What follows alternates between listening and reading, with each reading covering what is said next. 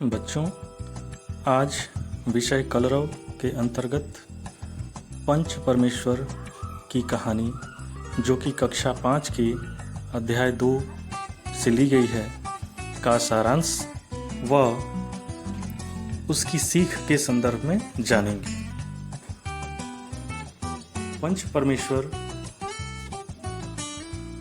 मुंशी प्रेमचंद जी की लोकप्रिय कहानियों में से एक है।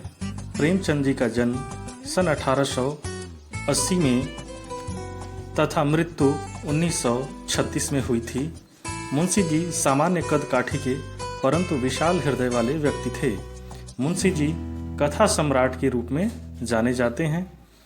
इन्होंने हिंदी तथा उर्दू में लगभग 300 कहानियाँ तथा अनेक श्रेष्ठ उपन्यासों की रचना की है।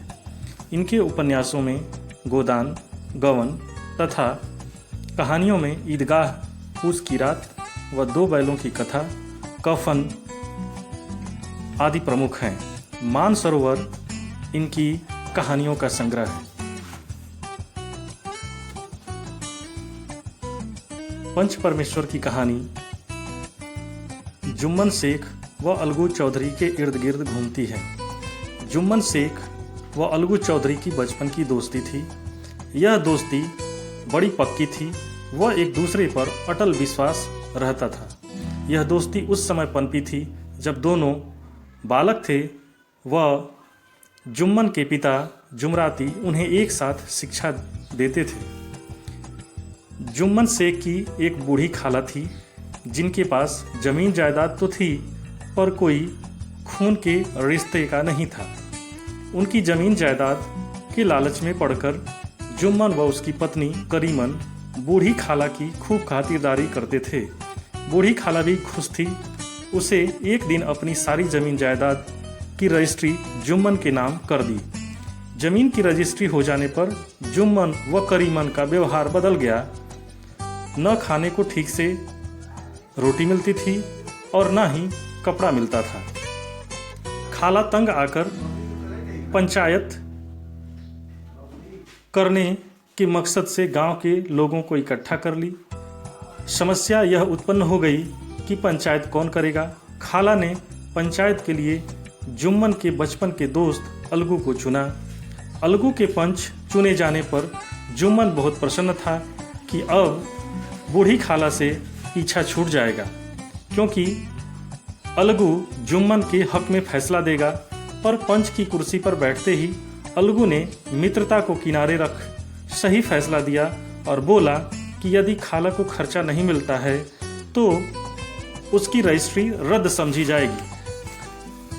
फैसले बाद जुम्मन दुखी रहने लगा और अलगू से बदला लेने का अवसर तलाशने लगा।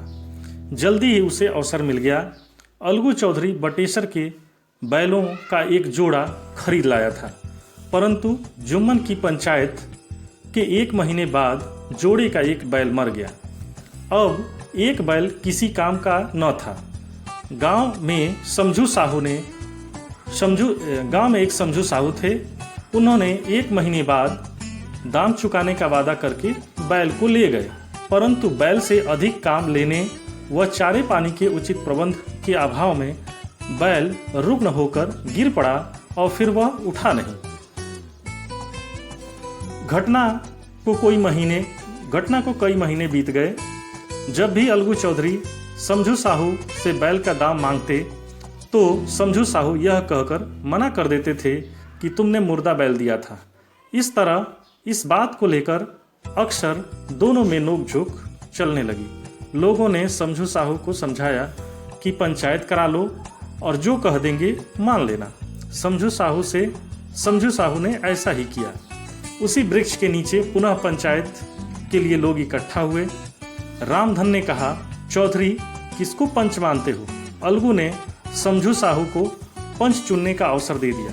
अवसर पाकर समझू साहू ने जुम्मन शेख को पंच चुन लिया। जुम्मन का नाम सुनते ही अलगू का कलेजा धक धक करने लगा, फिर भी पंच की बात स्वीकार करने के लिए तैयार हो गया। सरपंच के आसन पर बैठते ही जिम्मेदारी के एहसास ने जुम्मन के मन से अलगू के प्रति कड़वाहट समाप्त हो गई। वह अलगू के हक में जैसे ही जुम्मन ने फैसला सुनाया, अलगू चौधरी प्रसन्न हो गए और जोर से बोले कि पंच परमेश्वर की जय। थोड़ी देर में दोनों मित्र एक दूसरे के गले लगकर रोने लगे। दोनों के मन का मैल धुल गया और उनकी मित्रता की मुरझाई हुई लता पौध पुनः हरी हो गई।